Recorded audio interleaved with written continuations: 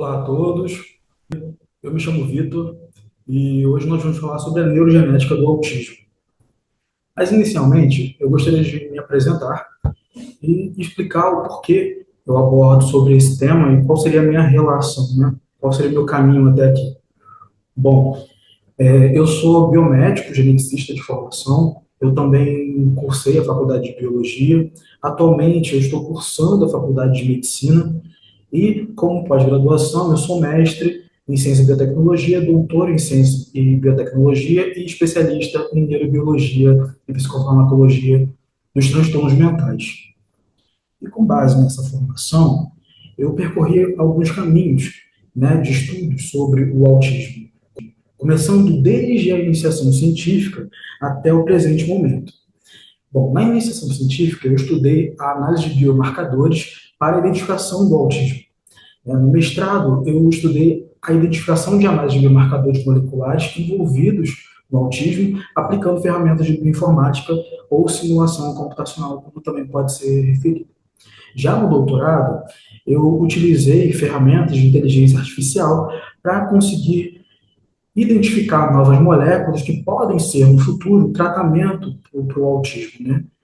Contudo, esse percurso ele ainda é longo, né? O doutorado foi finalizado, mas ainda carecem de outras etapas nesse processo para que, de fato, essas moléculas possam ser utilizadas no futuro tratamento. Bom, mas o que é o autismo de fato e por que um profissional da educação deveria compreender sobre a genética do autismo? O autismo, ele é um transtorno do neurodesenvolvimento caracterizado por déficit na comunicação, padrões repetitivos de comportamento e prejuízo funcional do seu cotidiano. Ele é diagnosticado atualmente por meio de diretrizes que estão estabelecidas no CID-11 ou no DSM-5, que agora tem uma versão revisada que também está presente no Brasil, mas aqui no nosso país é utilizado, né, o CID de uma forma mais predominante do que o DSM. Mas por que um professor deveria conhecer sobre a genética do autismo?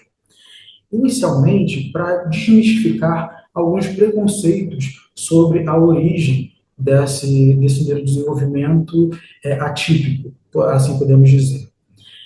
Outro ponto é poder orientar os pais que, por muitas vezes, não têm conhecimento sobre a genética do autismo e acabam sendo corruptados por narrativas que não são adequadas, como, por exemplo, o autismo é causado por vacina, o autismo ele é causado por uma baixa interação com os familiares ou um problema familiar, quando, na verdade, isso não existe. E aí o que nós compreendemos hoje em dia é que o autismo ele é estabelecido com uma base genética. E atualmente nós temos, dentro de algumas análises, alguns estudos, as frequências do autismo que acabam variando de acordo com os anos. Isso porque novas metodologias são aplicadas e alguns entendimentos também vêm sendo estudados, fazendo com que você tenha ali uma frequência maior a cada ano ou a cada 2 anos, de acordo com os estudos. O que nós mais utilizamos são os dados do CDC, que é o Centro de Controle e Prevenção de Doenças norte-americano. Isso porque no Brasil nós não temos ainda um número oficial sobre os autistas presentes no Brasil. Então nós utilizamos o CDC como uma base, né, de uma projeção do número de frequências do autismo. Então, nós podemos compreender aqui que em 2023 o CDC realizou um estudo e ele identificou que a cada 36 nascimentos, uma criança teria autismo. Isso é importante para que, justamente, nos Estados Unidos, você consiga estabelecer protocolos da saúde pública para atender essas pessoas. O que deve ocorrer aqui no Brasil a partir do momento que forem implementados os números oficiais. Mas uma coisa que, de fato, acaba gerando um pouco de dúvida nas pessoas é o aumento do autismo, né, nas crianças. Muitas pessoas falam, nossa, mas tem aumentado muito, agora é moda o autismo, agora todo mundo tem autismo. Então, na verdade, o que que nós percebemos nos estudos? O que que esses dados nos oferecem? Nos Estados Unidos, o CDC ele fez um mapeamento sobre esse aumento e a justificativa para que isso estivesse acontecendo.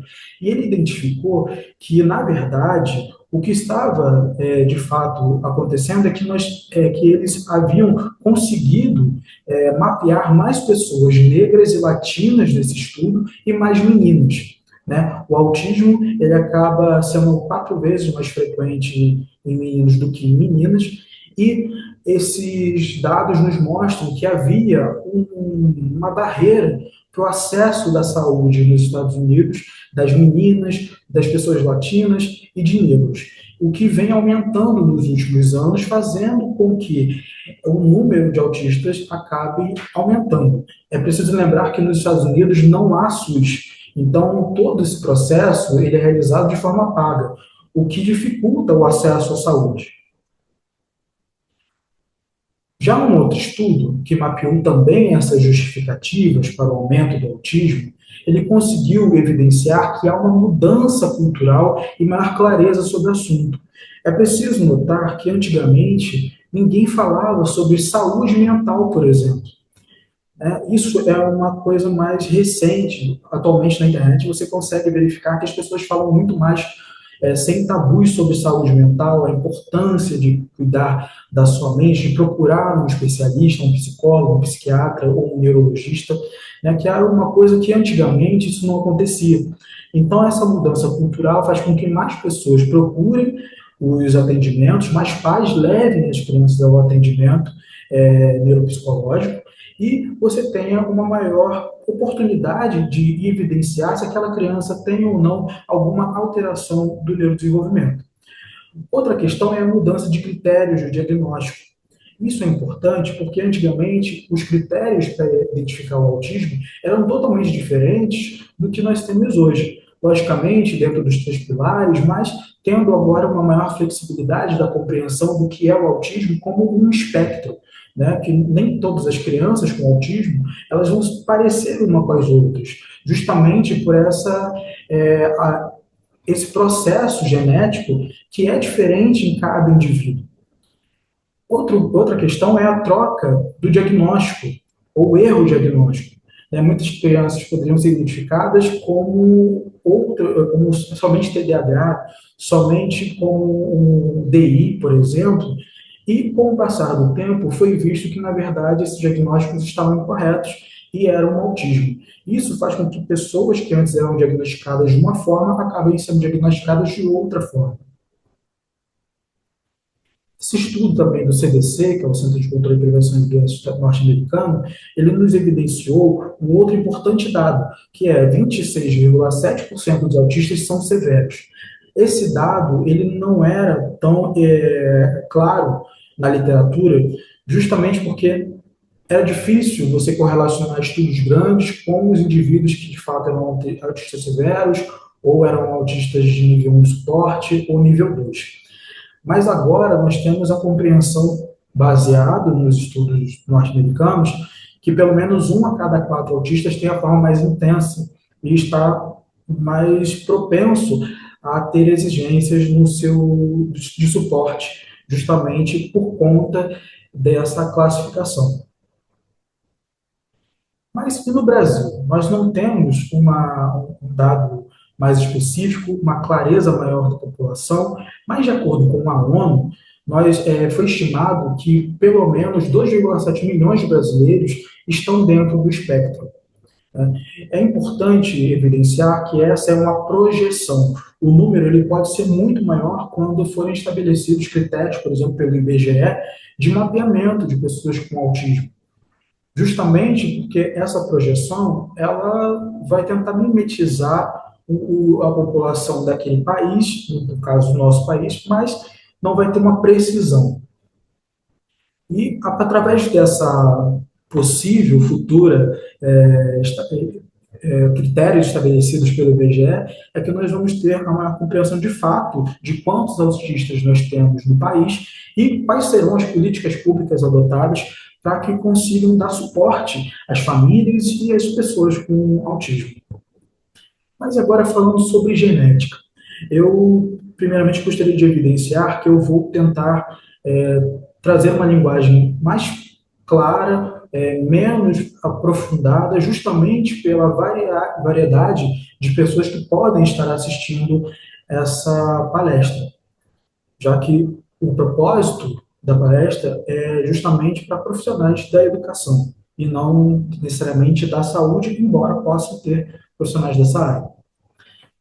Então, nós temos um estudo de 2014, né, que foi um dos grandes estudos que foram publicados, e ele conseguiu nos evidenciar que o autismo, como base genética, ele seria 3% causado por mutações novas, que são aquelas não herdadas dos nossos pais, ou alterações, 4% de alterações cromossômicas, 3% de mutações raras e 49% de variações comuns.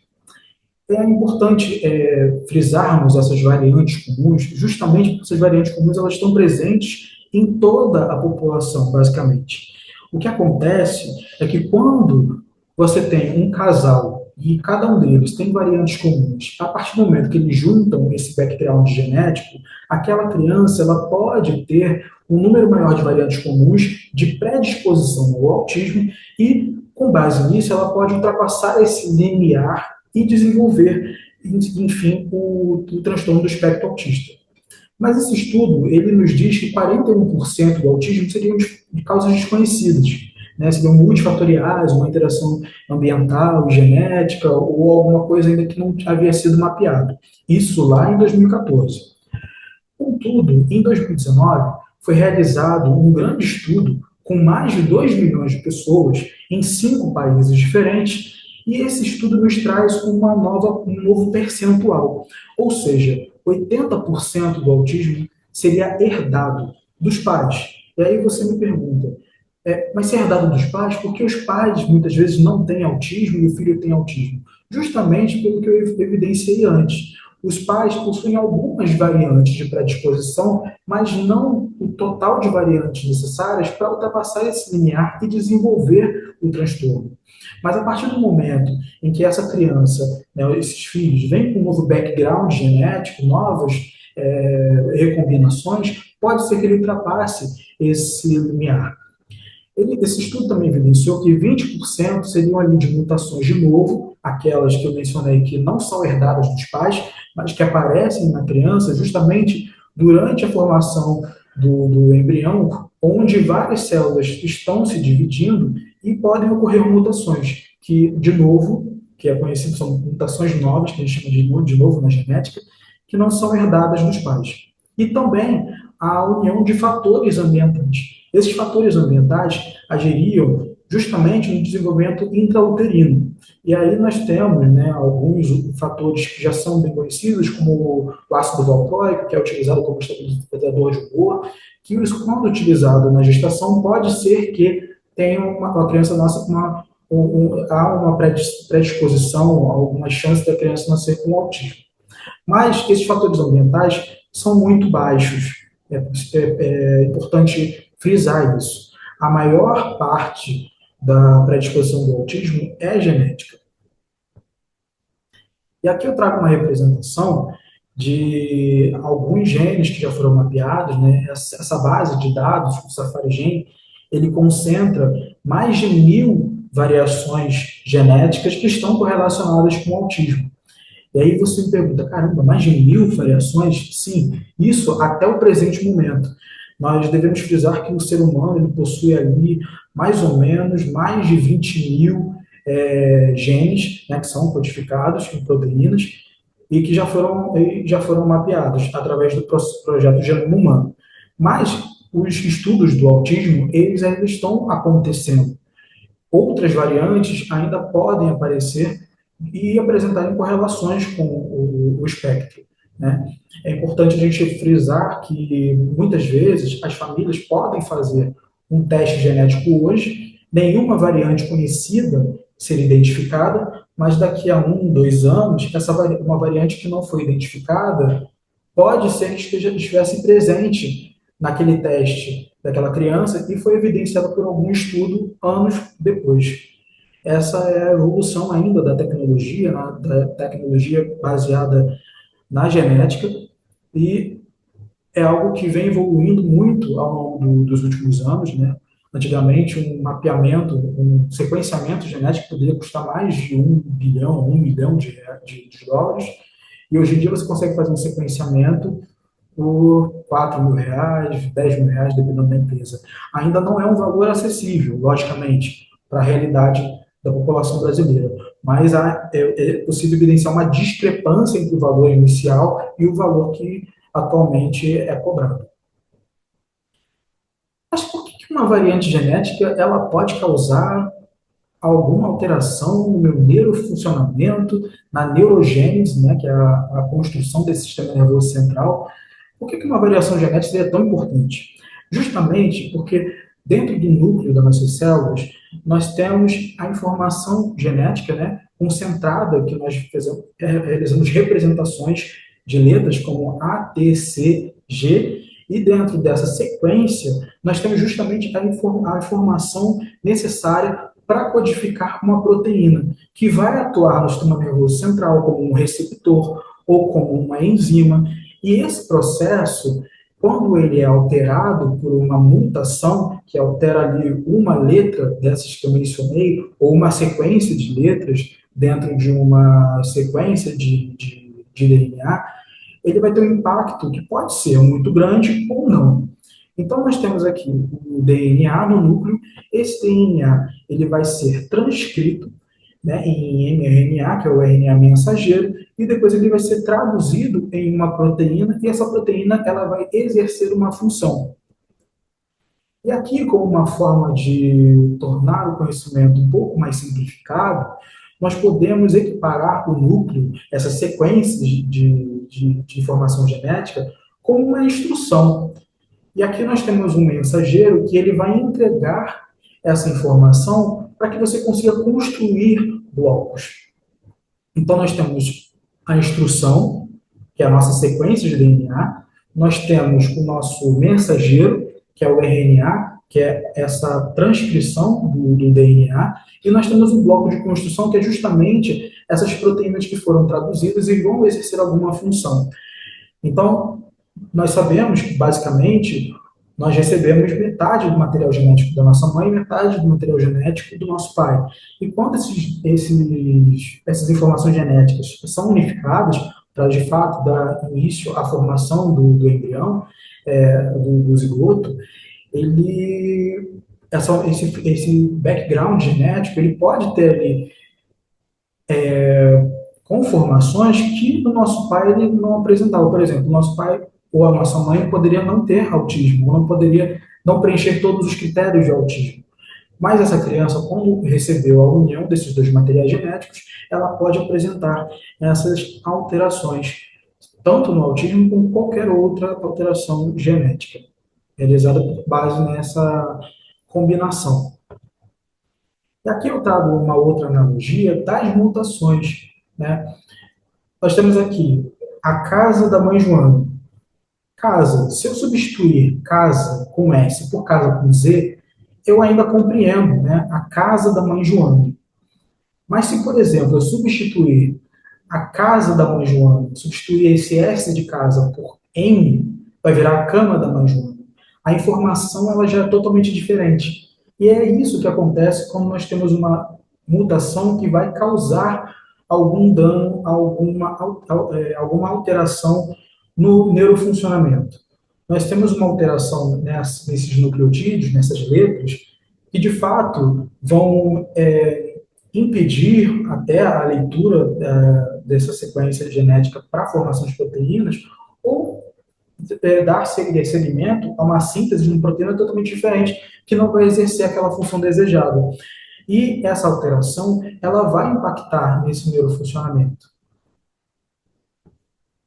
Então, aqui nós temos alguns traços monogênicos, que nós podemos, na verdade, separar essas mutações como monogênicas e também poligênicas. O autismo, majoritariamente, ele está concentrado nas alterações poligênicas, mas nós temos também alguns casos de alterações monogênicas, que são aquelas onde uma mutação em um único gene, ela vai ser o suficiente para aquele indivíduo apresentar aquela condição. Então, pessoas que têm ou não essa condição, elas vão ter essa alteração genética. Isso quando nós estamos falando de alterações monogênicas, aquelas que acontecem em um único gene. Mas agora, quando nós estamos falando do autismo, eles apresentam traços poligênicos, ou seja, diversos genes dentro daqueles 1.000 genes que nós vimos anteriormente, que tem cada um impacto diferente, ou seja, variada a alteração genética, pode ter um impacto maior do que outra.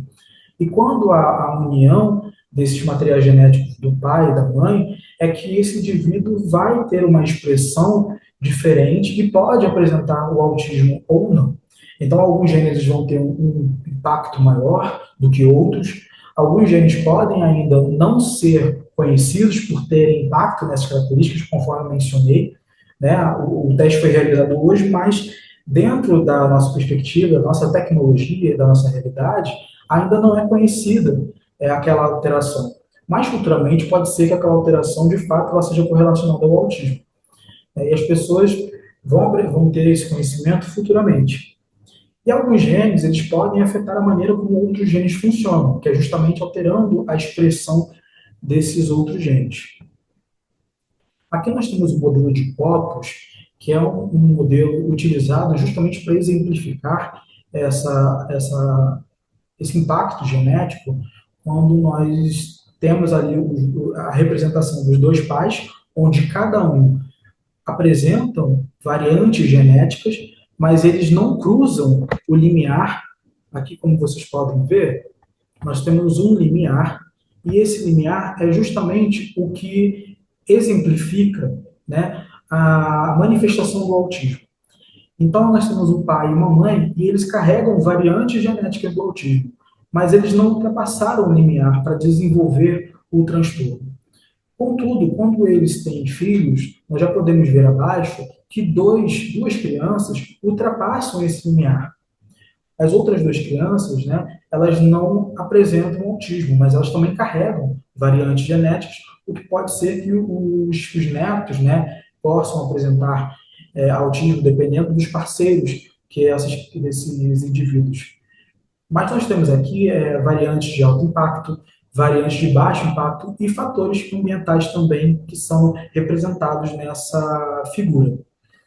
E aqui vocês têm uma percepção de o porquê que pais que não têm o transtorno acabam tendo filhos que vão apresentar essa variação genética. Um outro ponto importante que muitas pessoas têm dúvida é porque temos menos meninos apresentando o autismo do que meninos. E na literatura, o que nós vemos é que as meninas precisam de um maior impacto genético para desenvolver o autismo.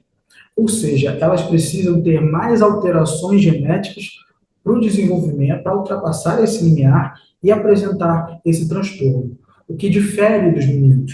Os meninos, eles precisam de menos alterações genéticas para apresentarem o autismo. Essa é uma representação. Logicamente, diversos outros estudos ainda estão em andamento, mas atualmente esse é o entendimento que nós temos como mais aceito na literatura. Mas nós já falamos da importância do educador ter a compreensão sobre a genética, nós já falamos sobre a genética do autismo em si, né, como ela predispõe ao autismo, mas com base nessas informações, o que a gente consegue fazer? Por que entender a genética do autismo é tão importante? Justamente pelos avanços científicos na compreensão dessa neuroatipicidade. Então, justamente pela compreensão da genética, nós podemos fazer um mapeamento de todos esses genes, como já mencionado, os mais de 1.000 genes relacionados ao autismo, e verificar aqueles que são mais frequentes no transtorno. Então, nós temos genes que vão aparecer mais em alguns indivíduos do que outros. E essa compreensão, ela nos permite montar painéis genéticos para mapeamento desses indivíduos, de uma forma mais assertiva. tanto as variações do número de cópias, as alterações cromossômicas, os genes que podem ter uma alteração no polimorfismo, que é a alteração de um único nucleotídeo, ou alguma alteração de vários, né, dentro de uma mesma sequência de DNA. E com base nisso, é possível realizar testes genéticos mais precisos e mais direcionados para esse público. Uma outra compreensão é justamente sobre o neurofuncionamento do autismo. E aqui eu trago um estudo de 2018 que foi muito importante porque ele analisou os indivíduos típicos, sem autismo, e os indivíduos atípicos, que têm o autismo. E com base nesse estudo, o que ele conseguiu evidenciar? Que os indivíduos atípicos, aqueles que têm autismo, eles possuem mais células precursoras de neurônios. Eles vão ter um maior número de neurônios, contudo, esses neurônios vão ser menos ramificados no sistema nervoso central. Já nos indivíduos controles, que são aqueles indivíduos que não têm autismo, eles têm menos precursores neuronais, mas esses neurônios, posteriormente, eles vão ser mais ramificados. Aqui abaixo, na letra B, vocês conseguem ver que o número de proliferação celular ele é mais aberrante em indivíduos com autismo do que em indivíduos típicos. E a desregulação neuronal ela também é maior em indivíduos com autismo do que em indivíduos típicos. Nós também temos uma maior perturbação na sinaptogênese, que é a formação da conexão sináptica entre os neurônios. Nós temos uma maior perturbação nos indivíduos com autismo do que os indivíduos típicos. E esse estudo nos traz uma nova perspectiva de como é essa variação neuronal nesses indivíduos, que é importante justamente para que no futuro possam ser desenvolvidos fármacos ou alguma outra intervenção baseada na biologia para inibir sinais e sintomas que podem ser deletérios para esses indivíduos. Outros avanços científicos eles vão ser refletidos justamente na parte de diagnóstico molecular. O autismo é um diagnóstico exclusivamente clínico atualmente, mas em alguns casos os profissionais de saúde, neurologistas, psiquiatras podem exigir, ou geneticistas podem exigir testes genéticos justamente para descartar outras condições. Mais especificamente, é pedido, de forma mais tradicional, o teste para verificar se os meninos possuem a síndrome do X frágil, que é uma alteração no cromossomo X, ou o rastreamento para mutações do gene MECP, que é a síndrome de Rett, que é realizado em meninos, justamente para descartar se de fato é uma síndrome subjacente ou é o autismo propriamente dito. Outros pontos também no rastreamento dos erros inatos, do metabolismo, que podem acometer muitas crianças. Em menor caso, nós temos sequenciamento de exoma e do genoma. Justamente isso ocorre de uma menor frequência por conta do valor, que é menos acessível à população. Conforme eu mencionei anteriormente, nós podemos ter um teste genético que vai custar R$ 4.000 ou até R$ 10.000. Esse valor, ele não contempla a realidade da maior parte dos brasileiros e ele só é solicitado mesmo em último caso. Outro ponto importante é compreender as neurotipicidades que ocorrem com o autismo. Então, nós temos atualmente uma compreensão de que o TDAH ele ocorre entre 30% a 60% dos indivíduos com autismo. A epilepsia ela pode ocorrer em até 46% desses indivíduos. O transtorno bipolar ele pode ocorrer em 27% desses indivíduos com autismo, a esquizofrenia em até 35% e 42% podem apresentar algum transtorno de ansiedade. Na clínica, muitos psicólogos conseguem evidenciar, conseguem perceber através da sua prática que o autismo muitas vezes eles não vêm sozinhos. Eles podem vir como TDAH, epilepsia, transtorno bipolar, transtorno de ansiedade, até altas habilidades também, que não pode ser descartada. E é importante ter essa compreensão do todo e não só do autismo, justamente para guiar as intervenções mais recomendadas para aquele indivíduo.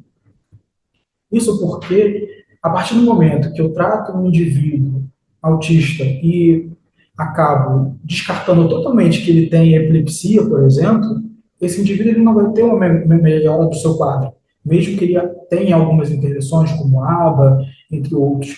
Então, a medicação também, muitas vezes, ela é importante e o direcionamento desse profissional na compreensão total desse indivíduo, né, dos transtornos que esse indivíduo possa ter, é importante para guiar essa prática e a prescrição medicamentosa e também os tratamentos comportamentais. E justamente com os transtornos, nós também temos síndromes que ocorrem com o autismo. Essas síndromes, muitas vezes, elas podem ser monogênicas ou até baseadas em alterações cromossômicas. E, com base nisso, nós temos aqui, mais frequentemente, como mencionado, a síndrome do X frágil, que a gente tenta diferenciar na clínica do autismo, a síndrome de Rett, que é uma síndrome separada, mas anteriormente fazia parte também do autismo, a deleção de parte do cromossomo 22, neurofibromatose do tipo 1, até síndrome de Down podem ocorrer com autismo, esclerose tuberosa, entre outros. E essa prática, ela acaba contemplando justamente essa questão medicamentosa e também as práticas comportamentais para que a gente consiga trabalhar com esse indivíduo que tem uma síndrome de base, uma síndrome, por exemplo, síndrome de Down de base, mas também apresenta autismo, que tem a neurofibromatose, mas também apresenta autismo, porque os tratamentos, eles precisam coexistir. E a experiência desse profissional é importante para que ele consiga fazer com que o indivíduo ele seja amplamente cuidado dentro de todas as suas especificidades. Então, a genética, a compreensão da biologia molecular do autismo, ela nos guia por diversos outros caminhos, como, por exemplo, a compreensão da neurofisiologia. Conforme mencionado anteriormente, esses indivíduos podem apresentar mais neurônios, esses indivíduos podem apresentar neurônios menos ramificados em alguns casos. Então, a compreensão do sistema nervoso central como um todo, a compreensão das redes neurais que estão implícitas dentro das atipicidades do autismo, as sinapses, como elas funcionam nesses indivíduos, né? E os fatores genéticos como um todo no estudo de redes, justamente porque a expressão gênica depende muito de outros genes. E compreender justamente todos os genes envolvidos nesse transtorno é imprescindível para que a gente consiga montar esse quebra-cabeça. Além disso, nós também temos estudos que são baseados em modelagem de condições neuropsiquiátricas, ou seja, por meio de alguns projetos, indivíduos conseguem doar células para esses estudos. Sejam, por exemplo, quando cai um dente de leite, esses indivíduos podem doar esses dentes para alguns projetos. Na USP existe o projeto FADA dos dentes, que justamente coleta esse material biológico, e por meio dessas células presentes no dente de leite, eles conseguem diferenciar essas células em neurônios e compreender como seria esse funcionamento, o que é muito interessante. Além disso, é possível fazer também minicérebros. Eu não sei se vocês já ouviram falar dessa técnica, mas ela tem sido muito utilizada para compreender as fases do neurodesenvolvimento. Então, ela visa comparar indivíduos típicos de indivíduos atípicos, ou seja, células doadas de indivíduos sem autismo e células doadas de indivíduos com autismo são estimuladas a se diferenciarem no sistema nervoso central. Aqui nós compreendemos as primeiras fases desse sistema nervoso central, que compreende ali um cérebro de até 6 meses. E através disso, desse sistema que é formado, nós podemos ter a compreensão de como esses neurônios se comportam, tanto indivíduos autistas como indivíduos típicos, e como é o processo de neurodesenvolvimento como um todo, já que o sistema nervoso ele é formado por um processo de laminação feito em camadas. Então, todo esse processo ele pode ser mapeado e há ali uma representação, logicamente, que foge um pouco da realidade que acontece no ambiente intrauterino, mas, mesmo assim, nós podemos ter uma compreensão de como esse sistema nervoso, ali até os 20 dias, né, que representaria os 6 meses de um indivíduo no sistema intrauterino, seria essa formação. E, através disso, comparar com os indivíduos que não têm autismo e definir quais seriam as diferenças entre um grupo e outro. Além disso, um outro assunto que está muito em alta atualmente é essa interação intestino-cérebro, né, do sistema nervoso entérico, que é o nosso intestino, conhecido como segundo cérebro também, e como esse intestino, esse sistema nervoso entérico, se comunica com o sistema nervoso central por meio do nervo vago. E muitos estudos se debruçam em como as bactérias presentes no intestino nervoso conseguem modular, muitas vezes, algumas experiências, algumas alterações do sistema nervoso central. Então, nós temos aqui algumas moléculas que são sintetizadas por essas bactérias e como elas vão ali interferir, podem interferir no sistema nervoso, também no sistema imune e dentro de outras alterações neurofisiológicas, como, por exemplo, esses estudos são mais realizados em animais e também em células de laboratório, células experimentos in vitro. Então, até para a compreensão ainda de como isso ocorre em humanos, é muito incipiente, né? Nós precisamos ter isso em mente ainda. E esses estudos estão caminhando, mas em humanos nós temos poucos estudos para, de fato, a gente consiga bater o martelo e falar, olha, ele vai interferir assim, assim, dessa tal forma. Até porque a nossa compreensão é que, como o autismo ele é genético, essas alterações do sistema nervoso, do intestino nervoso, elas, na verdade, seriam uma interação desse indivíduo que possui alterações nesse sistema nervoso do intestino e indivíduo que teria essa alteração no sistema nervoso central. Né? Ou seja, essas bactérias, através do processo que os indivíduos com autismo têm alterações genéticas, ele vai ter alterações genéticas também nas proteínas que são expressas nesse intestino, entende?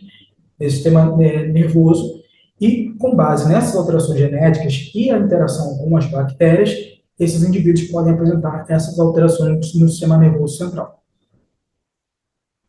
Tanto que, em alguns estudos, onde os indivíduos eles receberam, por exemplo, antibióticos, por um breve período, houve uma minimização de alguns sintomas, mas a partir do momento que esses antibióticos eles eram suspensos, esses indivíduos acabavam apresentando novamente os sinais e sintomas, mas de forma mais severa do autismo. Então, o que a gente consegue perceber é que, de fato, nós temos ali uma interação com as bactérias, mas com uma base genética que interage com essas bactérias. Então, esse indivíduo ele tem ali a predisposição, ele vai ter autismo, mas em comparação com os indivíduos que são típicos, que não apresentam essas alterações, ele vai ter um grupo de bactérias diferentes. Contudo, muitas vezes, os pais que não têm autismo possuem também essas bactérias que são encontradas nos filhos com autismo. Ou seja, então a gente tem ali um fator genético muito importante que permite essa interação para que esse indivíduo tenha ali essa alteração proveniente dessa população que está presente, população bacteriana, que está presente no intestino. Outros estudos se debruçaram sobre as alterações nos neurotransmissores, e eles conseguiram evidenciar que há alguns genes que estão implicados nessas alterações, como alguns genes envolvidos na dopamina. A dopamina, caso alguém não se lembre, ela é um neurotransmissor envolvido na motivação, na atenção. Nós também temos ali alterações envolvidas na acetilcolina, que é importante no processo de memorização, no glutamato, que é um neurotransmissor excitatório do nosso sistema nervoso central, do GABA, que é importante para que a gente tenha atividades inibitórias do sistema nervoso central, e também da serotonina. Outros estudos nos trazem uma perspectiva do que está sendo feito na parte de medicamentos para o autismo. Atualmente, nós não possuímos nenhum medicamento aprovado especificamente para o autismo. O que nós temos são medicamentos utilizados para outros transtornos e de forma off-label, ou seja, sem comprovação ainda, são também utilizados para o autismo. Porque na prática clínica foi visto que funciona, então eles acabam passando esse medicamento foi prescrito para um transtorno, acabam sendo aplicados também para outros, como ocorre no autismo, como a risperidona, por exemplo. Então, nós temos aqui alguns estudos que estão sendo realizados com medicamentos em fase 1, fase 2, fase 3 e fase 4. Posteriormente, esses estudos ainda precisam passar por outras etapas até serem aplicados, de fato, no mercado, né, de farmacêutico, para que sejam comprados, sejam utilizados.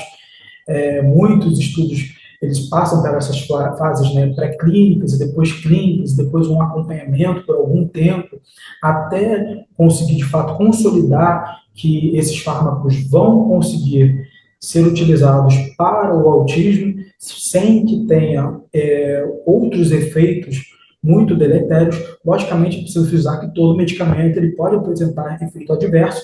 Contudo, o efeito adverso, o efeito benéfico, ele supera o efeito adverso para ser utilizado? Quantos por cento da população que utilizou vai, de fato, apresentar um efeito adverso? Então, para que seja garantida toda esse processo, existem vários critérios, né, para que você consiga, de fato, depois testar em pessoas e depois ser vendido em farmácia, seja utilizado nessas crianças, nesses indivíduos que apresentam um transtorno. E aqui nós temos um estudo mais recente que foi muito importante para a comunidade, justamente porque nós já temos a compreensão que o autismo ele é um espectro. Então, nós temos um espectro e diversos indivíduos vão apresentar o autismo de formas diferentes. Baseado também porque cada um vai herdar ali alterações genéticas diferentes e vai apresentar essa condição. Então, esse estudo ele visou justamente mapear quais seriam os subgrupos de autismo que nós temos atualmente. E o que ele nos diz? Ele nos diz que nós temos 4 subgrupos, sendo ele o subgrupo com menor afeto social, um outro subgrupo com comportamentos repetitivos e interesses restritos, um outro subgrupo com QI verbal mais alterado, e nós temos um 4º subgrupo que apresenta uma severidade total. Então, nós temos um subgrupo mais relacionado à parte do afeto, à interação social. Nós temos um segundo subgrupo mais relacionado a estereotipias, com esses comportamentos repetitivos e interesses restritos. Um terceiro subgrupo com maior comprometimento verbal, da linguagem, de poder se comunicar. E um 4º que apresenta uma severidade total, que seria um comprometimento em todos esses outros 3, e que poderíamos classificar como seria o autista mais severo, né? E isso é importante justamente porque vai desencadear outros estudos para que a gente consiga ter um mapeamento maior. Porque, logicamente, o estudo foi realizado dentro de um grupo de pessoas. Quanto mais você amplia o número de pessoas estudadas, maior é a sua compreensão sobre esses subgrupos ou sobre os estudos genéticos e dentre outros estudos relacionados. E, com base nos resultados, você consegue avançar dentro dessa compreensão do autismo e da sua sintomatologia e de como ele se apresenta. Eu gostaria de fazer agora uma ressalva sobre também os estudos, porque nós temos na mídia, né, principalmente aqui no Brasil, algumas chamadas que fazem alguns alertas que não coincidem com a realidade, o que acaba nos fazendo refletir sobre a importância, de fato, de se compreender o estudo original e o que foi dito pela fonte. de fato, de onde foi retirada essa matéria. E não se basear somente na matéria que a gente vê, que nós vemos atualmente no Instagram, na rede social, como um todo, e no meio de comunicação. Aqui nós temos uma publicação do Globo que diz: autismo. Alterações no esperma do pai podem estar ligadas ao diagnóstico, diz novo estudo de Johns Hopkins. Aí já uma outra matéria diz: estudo relaciona autismo com mudanças no esperma do pai. Um outro já diz: chances de ter filhos com autismo aparecem no esperma do pai. Já dando uma forma mais criteriosa de que vai aparecer, aparece. Contudo, o estudo inicial ele nos diz que é uma pesquisa pequena, preliminar e que pode mudar a partir do momento que for realizada uma amostra maior. Entende? O estudo, de fato, ele não diz que vai aparecer, não de forma incisiva, vai aparecer. Ele diz que foi encontrado em alguns pais. Ele diz que o estudo é pequeno. Então, o número de pessoas analisadas não vai representar ali o número maior de pessoas que a gente tem que sejam pessoas que sejam pais autistas. E é um estudo preliminar, entende? Então, fazer essa ressalva, ter esse senso crítico, é importante para que a gente consiga refletir de fato sobre o que nós estamos lendo na mídia e, sempre que possível, buscar o estudo original, a fonte de fato que deu origem àquela outra matéria, para saber se realmente aquilo que está constando na matéria faz sentido e condiz com a realidade. Hoje em dia, né, as pessoas conseguem acessar o navegador e até traduzir o navegador, as informações do navegador, caso o estudo esteja em inglês, o que permite que vocês tenham esse acesso aos estudos internacionais, caso não dominem o idioma. Outra questão também muito evidenciada atualmente é a parte da alimentação, correlação da alimentação com o autismo. Nós vemos muitos nutricionistas e outras pessoas que afirmam que a alimentação ela vai alterar a apresentação do autismo, vai curar o autismo muitas vezes, o que é uma grande besteira, ou vai inibir sinais e sintomas, e isso não é uma realidade. Isso pode acontecer, tem alguns indivíduos que vão mudar a alimentação e vão ter uma melhora? Sim, pode acontecer, mas você não pode extrapolar o que acontece com alguns indivíduos como um todo. Até porque nós já falamos aqui que o autismo ele é um espectro, nós temos grupos diferentes. Então, alterar a alimentação de todos os autistas não vai trazer algo benéfico para todos eles, além de uma restrição alimentar que pode trazer danos para esses indivíduos. Então, aqui nós temos um estudo que ele fez uma meta-análise de 27 estudos clínicos que envolviam alimentação para indivíduos com autismo. 1.028 pessoas com autismo, elas foram estudadas, elas tinham entre 2 a 60 anos, metade dos participantes receberam intervenções nutricionais e o resto recebeu placebo por 10 semanas. Eles conseguiram constatar que não houve melhora na sintomatologia do autismo para aqueles indivíduos que tiveram essa intervenção nutricional. Então, é imprescindível que isso seja visto de uma forma muito mais cautelosa do que atualmente. Atualmente se corta o glúten, se corta a lactose, o autismo, fala que vai melhorar, mas na verdade isso não condiz com o que nós vemos na pesquisa científica. Nós temos poucos casos de melhorias. E aí voltamos a falar, nós não podemos generalizar. Mas o meu filho tomou e funcionou. Meu filho fez uma restrição e funcionou. Essa questão, ela não pode ser extrapolada para todos os casos. É preciso ter essa compreensão sobre os estudos científicos, porque você pode acabar gerando uma restrição alimentar no seu filho sem a menor evidência científica sobre isso, entende? E gerar prejuízo no seu desenvolvimento. Bom, já caminhando para a finalização, eu gostaria de aqui destacar alguns artigos que eu já publiquei sobre o assunto, caso vocês tenham interesse em ler mais sobre isso. Eu tenho um artigo, esse primeiro que está sendo evidenciado, Genes do Autismo Convergem na Via Vitor, que foi o meu projeto de mestrado, e foi publicado recentemente. Eu fiz um estudo também sobre autismo no Brasil, que foi uma perspectiva mais em neurogenética, sobre os estudos de neurogenética no país. Além disso, tem estudos também em Covid, síndrome de Down, entre outros. Vocês podem procurar meu currículo Lattes ou acessar mesmo o meu Instagram para ter acesso ao link do Lattes e ao nome dos artigos de uma forma completa. Mas falando sobre esse artigo que foi fruto do meu projeto de mestrado, basicamente o que eu fiz? Eu analisei esses mais de 1.000 genes do autismo e verifiquei em quais vias moleculares eles atuam.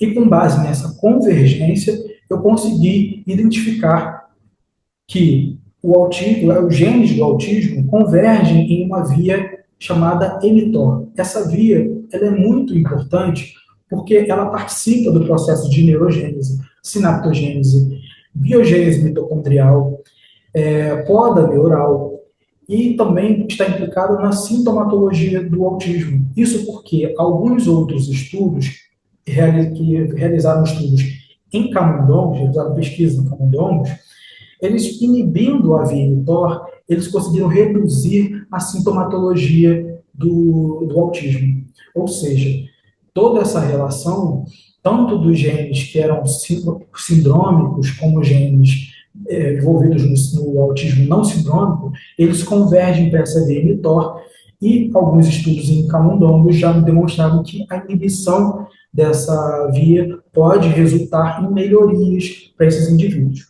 Logicamente, esses estudos ainda precisam caminhar bastante, tanto que a molécula que eu desenvolvi no doutorado para atuar na mTOR, ela também carece de mais estudos, estudos pré-clínicos, estudos clínicos em diante, mas já nos mostra que existe ali uma luz no fim do túnel para que a gente consiga compreender de uma forma mais completa o autismo e também desenvolver, com base nas tecnologias que nós temos, desenvolver formas de intervenção, seja terapêutica medicamentosa, seja comportamental e assim por diante. Esse foi o outro estudo que eu mencionei, que é o Autismo no Brasil, uma revisão de neurogenética, e ele nos traz uma perspectiva do cenário de quando ele foi realizado, basicamente 2022, do autismo no Brasil e quais são as pesquisas que estão sendo realizadas no nosso país sobre neurogenética. Aqui eu deixo o meu Instagram, o QR Code, caso vocês queiram acessar, tanto para entrar em contato comigo ou para acessar o currículo Lattes por meio do Linktree, esse link que está abaixo da bio.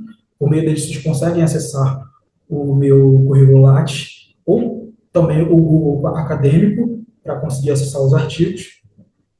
E eu gostaria de finalizar agradecendo o Laboratório de Genética Humana, que foi onde eu fiz o doutorado no Estado, o LabFasc, que é o Laboratório de Planejamento Farmacêutico, o LabEmol, que é um outro laboratório da UF, a Universidade Federal Fluminense, também as agências de fomento, como a CAPES, CNPq, a PROC, o próprio programa de doutorado e de mestrado que eu fiz, que é o PPBI, Programa de Ciências e Biotecnologia, e também pelo convite para conseguir palestrar e falar sobre esse tema que é tão importante, seja na área da saúde, seja na área da educação, justamente para compreender o autismo, coibir também esses sensacionalismos sobre o autismo e conseguir, de uma forma mais ampla, ter o acesso à informação, justamente para conseguir abordar os pais, outras pessoas que sejam cuidadoras de indivíduo com autismo e propiciar essa informação